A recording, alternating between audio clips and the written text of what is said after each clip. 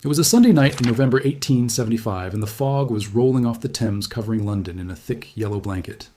In the exclusive clubs of St. James and the grand dining rooms of Mayfair, the most powerful men in the world were finishing their dinners. They were discussing the usual topics of the Victorian era, which were the price of coal, the unrest in Ireland, and the endless expansion of the British Empire. But in a private room at 10 Downing Street, the Prime Minister Benjamin Disraeli was not eating. He was pacing. He was holding a secret telegram that had just arrived from Cairo. The paper was thin and the handwriting was hurried, but the message it contained was heavy enough to sink a battleship. The telegram said that the Khedive of Egypt was broke. It said that the ruler of the most strategic piece of land on earth was drowning in debt and was desperate to sell his most prized asset. That asset was the Suez Canal. To understand why this telegram made the Prime Minister of Great Britain sweat, we have to understand what the world looked like in 1875. This was the peak of the Industrial Revolution. Steamships were the arteries of the global economy, and the Suez Canal was the heart. Before the canal was built, a ship traveling from London to Mumbai had to sail all the way around the continent of Africa. It was a dangerous voyage that took months, but when the Suez Canal opened in 1869, it sliced through the desert and connected the Mediterranean Sea to the Red Sea. It cut the journey to India in half. For the British Empire, which relied on India for its wealth and power, the canal was not just a ditch in the sand, it was the jugular vein of the empire. If the canal closed, the British economy would have a heart attack. If another power like France or Russia controlled the canal, they could hold Britain hostage. And that was the problem. Britain did not own the canal. In fact, Britain had hated the canal when it was first proposed. The British engineers called it impossible, and the British politicians called it a French plot. The canal was built by a Frenchman named Ferdinand de Lesseps, and it was owned by a French company. The stocks were split. The French investors owned just over half, and the Khedive of Egypt owned the rest. For years, the British watched helplessly as French ships and French flags dominated the most important waterway in the world. But now, on this foggy Sunday night, the balance of power was about to shift. The Khedive of Egypt was putting his shares up for sale. The man selling the shares was Ismail Pasha. He was a man of immense ambition and tragic flaws. When Ismail came to power, he looked at the dusty streets of Cairo and decided that he would turn them into the Paris of the Nile. He wanted Egypt to be a modern European power. He famously said, "My country is no longer in Africa, we are now part of Europe." And he spent money as if this were true. He built opera houses and palaces. He built thousands of miles of telegraph lines and railways. He hired Italian architects to design new neighborhoods and French chefs to cook his meals. When the Suez Canal opened, he threw the biggest party the world had ever seen. He built a road from the pyramids to the palace, just so his guest, the Empress Eugenie of France, would not get dust on her dress. He commissioned Giuseppe Verdi to write the opera Aida. Champagne flowed like water and diamonds were given away like party favors. But there was a dark side to this glamour. Ismail did not have the money to pay for it. He was borrowing it all from European bankers. In the 1860s, during the American Civil War, the price of Egyptian cotton had skyrocketed, and Ismail thought the good times would last forever. But when the war in America ended, the price of cotton crashed. The income stopped, but the spending did not. Ismail kept borrowing. He borrowed at 10%, then 12%, then 20%. The bankers in London and Paris knew he was doomed, but they kept lending him money because the interest rates were so high they could not resist. By 1875, the interest payments alone were consuming almost the entire revenue of the Egyptian state. The Khedive was robbing his own peasants to pay the bankers in Europe. Now it was November, and a major debt payment was due in a few weeks. The treasury in Cairo was empty. The soldiers were unpaid. The teachers were unpaid. The Khedive was facing humiliation and possibly a coup. He had one card left to play. He owned 44% of the Suez Canal Company. It was the family silver. He did not want to sell it, but he had no choice. He quietly let it be known to the French government that he was willing to sell his shares for £4 million. The French were thrilled. If they bought these shares, they would own almost the entire canal. The Mediterranean would become a French lake. The route to India would belong to Paris. But there was a leak. A journalist named Frederick Greenwood heard a rumor at a dinner party. He rushed to the British Foreign Office and told Lord Derby, the Foreign Secretary. Lord Derby told Prime Minister Disraeli. And that is how the telegram ended up at 10 Downing Street. Benjamin Disraeli saw the opportunity immediately. He was a romantic imperialist who believed in the destiny of Britain. He knew that if he could buy those shares, he would secure the route to India forever. He would turn a French project into a British asset. He would pull off the greatest diplomatic coup of the century. But there was a massive problem, a problem that seemed insurmountable. The Khedive needed the money immediately. He needed £4 million by the end of the week, or he would default on his debts. £4 million in 1875 is equivalent to billions of dollars today. It was a colossal sum. Disraeli looked at the calendar and realized he was trapped. The British Parliament was currently in recess. It was not in session. Under British law, the government could not spend a single penny without the approval of Parliament. Disraeli could not simply write a check from the Treasury. If he waited for Parliament to return in a few weeks, the Khedive would be bankrupt, or the French would have already bought the shares. The French government didn't have this problem. They had the cash ready. They were already drafting the contracts. Disraeli sat at his desk and looked at the fire. He was 70 years old. He was tired. He was surrounded by political enemies who wanted to see him fail. His great rival William Gladstone would have been horrified by the idea of spending £4 million on a secret deal. Gladstone believed in peace and retrenchment and saving money. Disraeli believed in action and glory. He knew that if he let this moment pass, it would never come again. He had to find £4 million in 48 hours without telling Parliament and without alerting the French. He called his private secretary Montague Corey into the room. Corey was young and loyal, and he worshipped Disraeli. The Prime Minister looked at him and asked a question that sounded like a joke. He asked, "Where can we find £4 million by Tuesday?" Corey didn't laugh. He knew the old man was serious. They went through the list of options. The Bank of England. The Bank of England was the obvious choice. It was the government's bank. But the governor of the Bank of England was a cautious man. He was bound by strict rules. He would never agree to lend such a massive sum for a secret political gamble without parliamentary approval. He would ask for paperwork. He would ask for a vote. There was no time for votes. Disraeli needed a private source.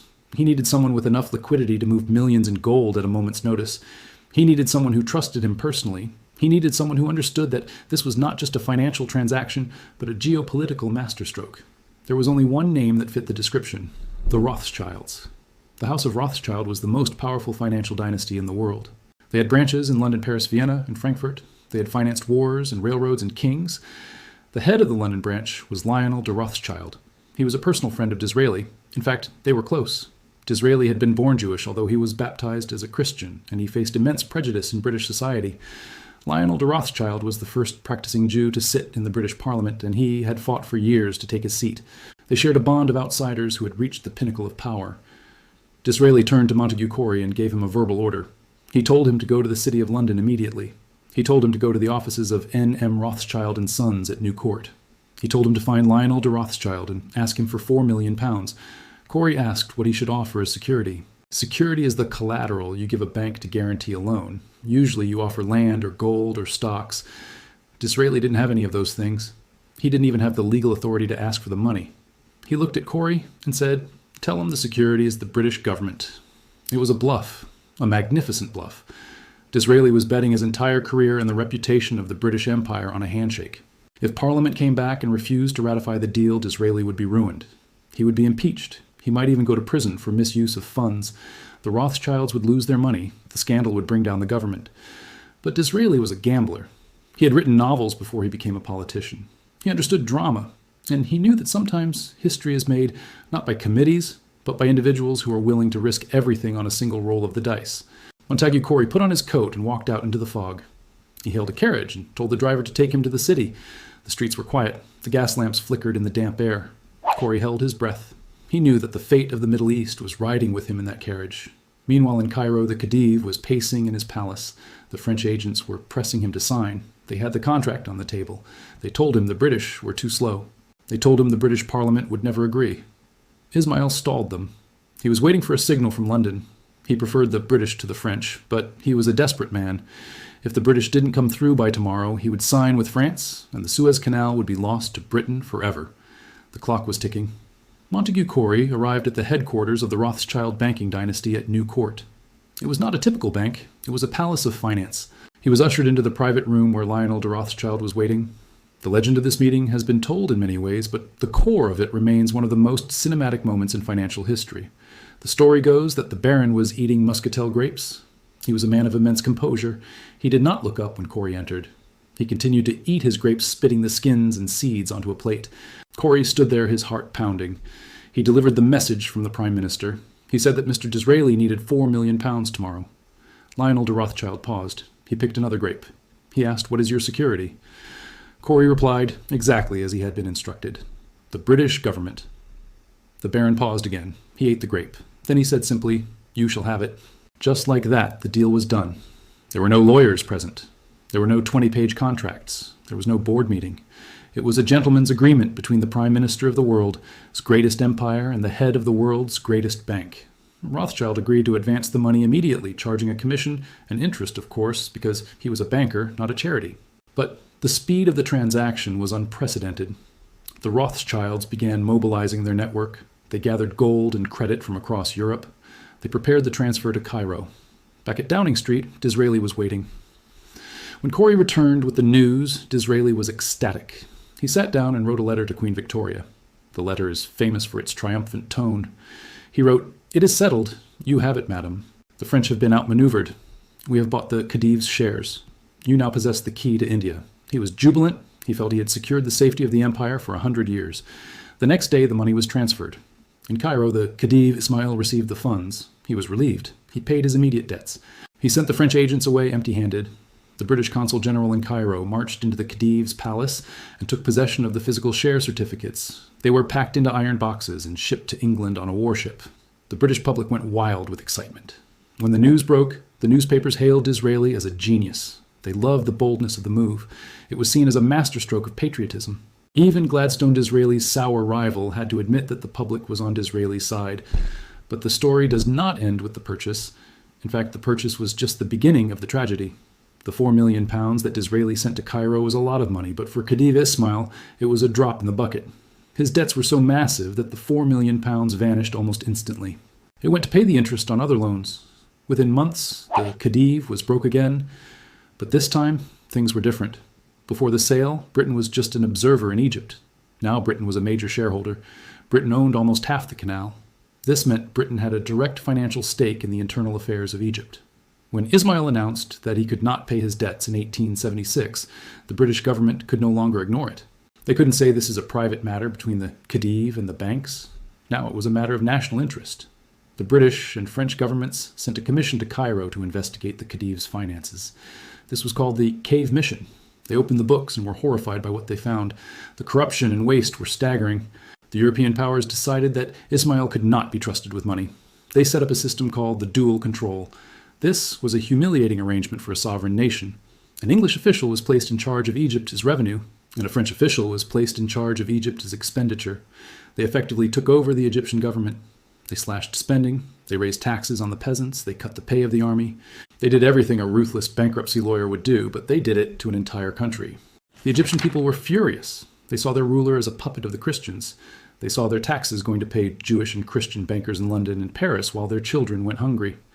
A nationalist movement began to rise. It was led by an army officer named Colonel Ahmed Urabi. He rallied the army and the people with the slogan, "Egypt for the Egyptians." He wanted to kick out the foreign advisors and end the dual control.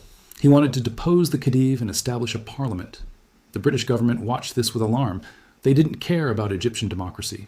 They cared about the Suez Canal. They were terrified that a nationalist government would seize the canal or refuse to pay the debts. The bondholders in the city of London were pressuring the government to intervene. They whispered that Urabi was a dangerous radical. They said the canal was in danger.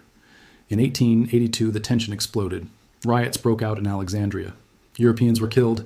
The British government, now led by Gladstone, who had ironically opposed Disraeli's imperialism, felt compelled to act. They sent the Royal Navy to Alexandria. They bombarded the city, destroying the fortifications and setting the city on fire. Then they landed troops. They marched toward Cairo. At the Battle of Tel el-Kebir, the British army crushed Urabi's nationalist forces. The British cavalry rode into Cairo and took control of the citadel. Khedive Ismail had already been deposed by the British and replaced by his son Tewfik, who was a compliant puppet. The British general announced that they were there only to restore order. He promised they would leave as soon as the Khedive's authority was secure. They said the occupation was temporary, but they never left. The temporary occupation lasted for 72 years. The £4 million loan had turned into a military conquest. This is the true legacy of the Suez Purchase. It changed the nature of the British Empire. Before Suez, Britain preferred to trade with countries rather than rule them. They called it the imperialism of free trade. They didn't want the headache of governing millions of people in the Middle East. They just wanted to sell them cotton and buy their grain. But the debt changed everything. The debt created a chain that pulled Britain deeper and deeper into the desert. Once they bought the shares, they had to protect the shares. To protect the shares, they had to control the Egyptian government. To control the government, they had to occupy the country. To protect the occupation, they eventually had to take control of Sudan and the headwaters of the Nile. It was mission creep on a continental scale. The irony is that Disraeli, the man who bought the shares, died before the occupation began. He never saw British troops marching into Cairo. He thought he had made a clever financial deal.